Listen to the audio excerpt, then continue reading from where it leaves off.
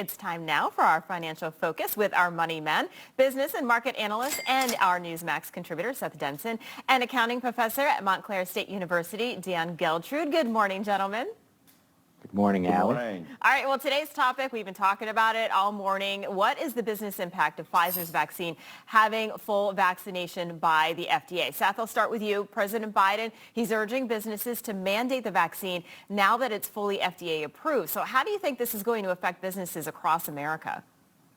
Well, listen, I think it'll be yet to be seen kind of what the full impact of this is, but you do already have some businesses that have input this vaccine. You've got Walmart, Walt Disney, United Airlines, of course, the federal government requiring employees to do it. And what this does, I think, removes some of those questions and concerns around the validity, because when you've got a vaccine that's only approved under emergency use authorization, well, now business owners, by and large, are having to factor that in. And while the EEOC and DOL quickly came out and said you can mandate it, there were some strings attached, obviously exceptions that you had to make for religious and medical reasons, but you also had work comp liabilities and some of these other things that you were still going to have to think through. And in a tight labor market, employers are going to have to decide whether or not they're going to go with this, force it. I am hearing some employers talk about health insurance surcharges for their employer-based plan for not getting the vaccine, so that'll be interesting. I mean, I think there's a lot of moving parts, and it will be interesting to see what ultimately pans out. Yeah, that surcharge is interesting.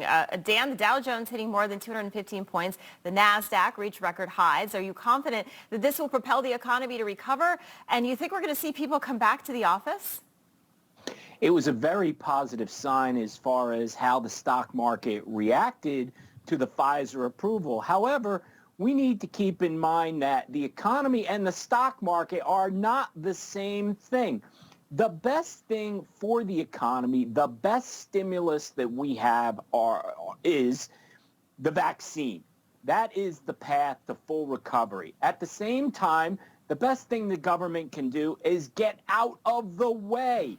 If they do that, I think the economy is really prepared to take off.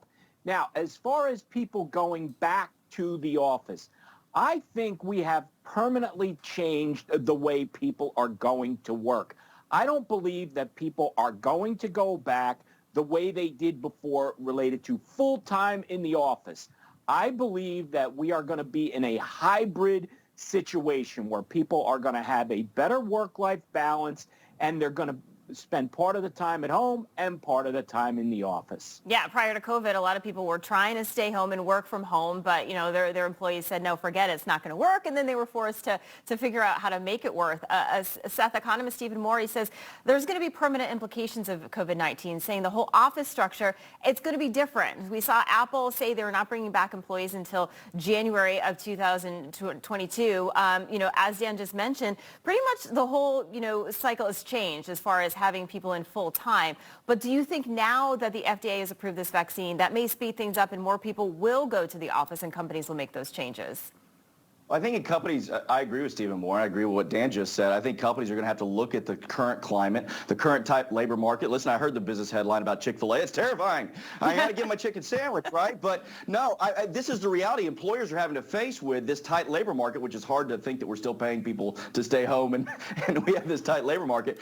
But that's an issue. That being said, all things change over time.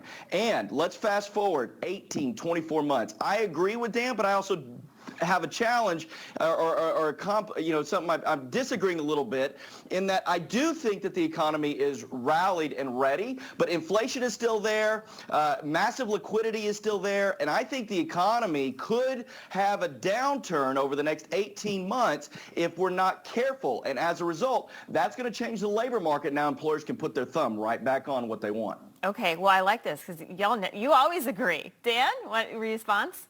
Well, yeah, I'm going to respond to that, and I'm going to say it goes back to what I said. If government gets out of the way, meaning what they are doing right now is overstimulating the economy. As I said, the best stimulus we have is just get the vaccine out there. All these other programs like extended unemployment and all these other things that government is spending money on is what's a large part of causing the inflationary factor.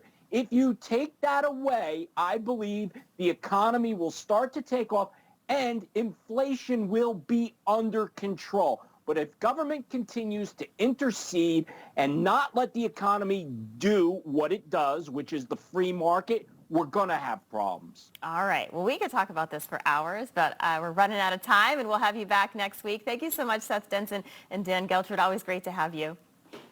Thanks, Allie. Of course, and plenty more to come on the show. And don't forget to download the Newsmax app. Do what millions of others have done and take us with you everywhere you go. You're watching Wake Up America, only on Newsmax.